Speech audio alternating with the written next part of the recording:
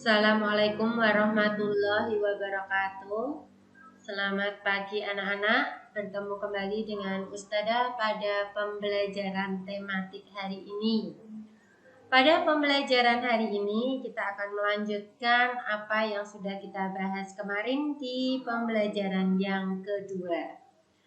Hari ini kita masuk ke subtema yang ketiga, pembelajaran yang ketiga. Hal-hal atau pokok bahasan yang akan kita pelajari pada pembelajaran yang ketiga ini meliputi 3 hal. Di antaranya yang pertama adalah kita akan mempelajari menjawab pertanyaan sesuai dengan isi bacaan. Ini sudah sering kita ulang-ulang di setiap pembelajarannya. Tentu kalian sudah tidak asing lagi dengan ini. Yang kedua yang akan kita pelajari adalah pemanfaatan kembali sampah sebagai wujud tanggung jawab masyarakat. Nah, ini hal baru yang akan kita bahas pada pertemuan hari ini. Terakhir, menghargai usaha ekonomi yang dilakukan orang lain. Jadi 3 pokok bahasan ini yang akan kita pelajari pada pembelajaran ketiga ini. Baik, kita mulai satu persatu. Yang pertama adalah menjawab pertanyaan. Biasanya pertanyaan akan ada setelah kalian membaca teks bacaan.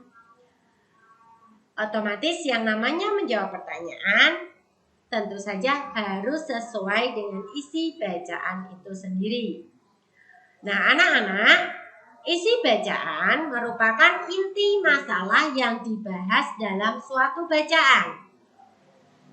Isi bacaan tersebut biasanya meliputi jawaban dari pertanyaan apa, siapa, kapan, di mana, mengapa, dan bagaimana suatu peristiwa tersebut terjadi.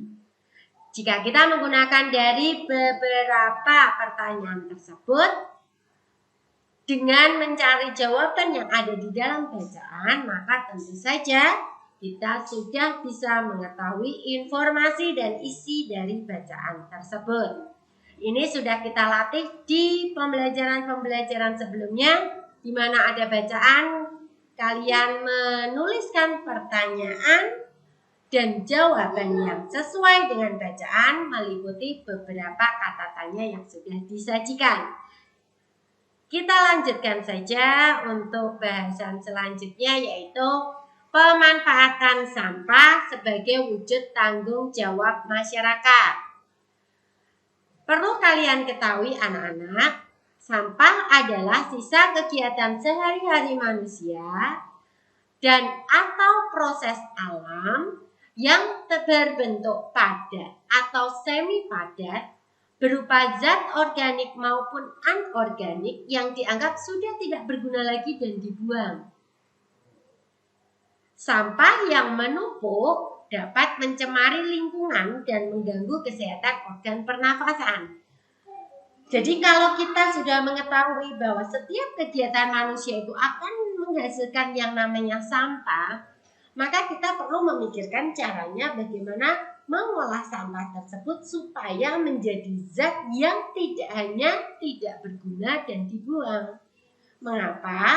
Kalau sampah itu tidak berguna dan dibuang, dan sampah-sampah tersebut akan menumpuk, maka inilah yang merupakan akan menjadi sarang penyakit dan juga mencemari lingkungan sekitar, termasuk juga mencemari udara yang mengakibatkan gangguan-gangguan pada organ pernafasan manusia. Lalu bagaimana caranya supaya sampah tidak mencemari lingkungan? Ada sebuah profesi yang tentu kalian tidak asing, yaitu yang dinamakan dengan pemulung. Tentu anak-anak sudah pernah melihat dan tahu pemulung itu apa. Betul. Pemulung adalah orang yang pekerjaannya mengumpulkan sampah untuk diolah kembali. Nah, ini pekerjaan yang luar biasa. Jadi kadang orang melihat atau memandang pemulung itu dengan sebelah mata itu sangat salah sekali. Karena apa? Meskipun seorang pemulung itu pekerjaannya luar biasa bermanfaat bagi kehidupan manusia. Para pemulung mengumpulkan botol-botol plastik, koran bekas, majalah bekas, dan benda-benda lain yang dapat diolah kembali. Bayangkan jika tidak ada seorang pemulung atau beberapa orang pemulung yang mengumpulkan botol-botol plastik yang terbuang, bercacat, atau menumpuk di suatu tempat. Majalah bekas maupun benda-benda yang lain. Apa yang terjadi? Tentu saja itu akan menyebabkan pencemaran. Jadi jasa yang dihasilkan dari seorang pemulung itu sangat luar biasa. Meskipun kadang kita memandangnya dengan sebuah profesi yang dengan sebelah mata, tetapi ternyata pemulung itu berjasa luar biasa pada kehidupan kita di sekitar. Tentu saja ini tidak bisa dilakukan oleh semua orang. Bahkan banyak sekali orang-orang yang tidak bertanggung jawab membuang sampahnya saja secara sembarangan. Nah, ini yang perlu kita pahami dan perlu kita galakkan supaya kita bisa membuang sampah pada tempatnya dan sebisa mungkin untuk mengolah sampah yang kita hasilkan menjadi sesuatu yang berguna. Kita lanjutkan. Ini adalah contoh atau hasil daur ulang dari sampah. Kalau kita perhatikan ini luar biasa sekali. Perhatikan, ini adalah gantungan kunci atau sesuatu yang mungkin kita anggap biasa saja, tapi kalau kita bisa membuatnya, ini adalah dari bahan-bahan yang sudah tidak terpakai.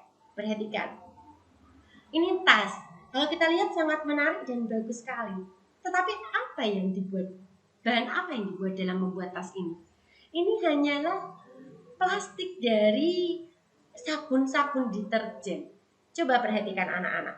Kalau kalian di rumah memiliki sabun deterjen, jika itu sudah habis, sabunnya telah habis, apa yang akan kalian lakukan? Pasti jawabannya hampir semuanya atau sebagian besar, maka kalian akan membuangnya begitu saja. Ini adalah sebuah plastik. Jika kita buang begitu saja di alam terbuka, ini membusuknya akan sangat lama sekali dan mencemari lingkungan kita. Jadi kalau bisa berubah menjadi ini, berkat jasa pemulung yang mengumpulkan, kemudian masuk ke dalam bumi industri, dibuat seperti ini, dijual dan dipergunakan kembali, ini akan bermanfaat sekali dan luar biasa. Yang ketiga, perhatikan, ini adalah botol bekas yang bisa kita gunakan sebagai tempat yang kita bisa melihat sangat menarik di sini. Selanjutnya, ini yang pasti kalian juga sering melihat, mungkin ada di kafe atau di restoran yang mungkin kalian biasa lihat. Ini adalah tong. Tentu saja ini hal yang tidak berguna karena tong itu kalau sudah lama itu tidak akan digunakan lagi untuk menyimpan minyak atau cairan tertentu. Maka kalau dibuat seperti ini, maka dia akan menjadi tempat duduk dan sangat bermanfaat. Selain manfaatnya juga tidak akan menjadikan tumpukan sampah yang bisa mencemari lingkungan. Kita lanjutkan. Seperti halnya tadi yang Ustazah sampaikan dari salah satu pekerjaan pemulung, apapun itu, baik itu pemulung maupun yang lain, kita harus menghargai setiap kegiatan usaha ekonomi orang lain. Kegiatan ekonomi yang dilakukan setiap orang melibatkan orang lain. Keterlibatan orang lain dapat dilihat dari segi produksi, distribusi, dan konsumsi. 3 hal ini yang tidak lepas dari yang namanya kegiatan ekonomi, yaitu menghasilkan produksi, menyalurkan distribusi, memakai konsumsi. Setiap pelaku kegiatan ekonomi memiliki peran masing-masing yang saling menguntungkan. Begitu panjangnya proses produksi ini, hendaknya kita perlu menghargai kegiatan usaha ekonomi orang lain. Jadi apapun usaha ekonomi yang dilakukan oleh orang lain, kita wajib untuk menghormatinya dan menghargainya. Tentu saja tidak boleh saling mencela. Baik anak-anak, kalian sudah mempelajari tentang beberapa usaha ekonomi termasuk yang tadi Ustazah jelaskan, salah satu profesi seorang pemulung, juga sudah membaca bacaan yang ada di buku paket kalian. Sekarang waktunya kalian menjawab pertanyaan. Di sini ada 4 pertanyaan yang akan kalian jawab di buku tulis kalian masing-masing. Yang pertama adalah, apa pendapatmu mengenai pekerjaan pemulung? Ini ungkapkan sesuai dengan apa yang kamu rasakan dan dengan menggunakan kata-kata kalian sendiri. Yang kedua, apa pendapatmu mengenai usaha pembuatan benda-benda daur ulang? Yang ketiga, bagaimana cara menghargai jasa para pemulung? Silahkan ini kalian kreasikan sendiri sesuai dengan apa yang kalian pikirkan. Yang terakhir, bagaimana cara menghargai usaha membuat benda-benda daur ulang? Baik anak-anak, keempat soal ini tentu saja adalah soal yang kalian harus menjawabnya dengan sesuai apa yang kalian rasakan.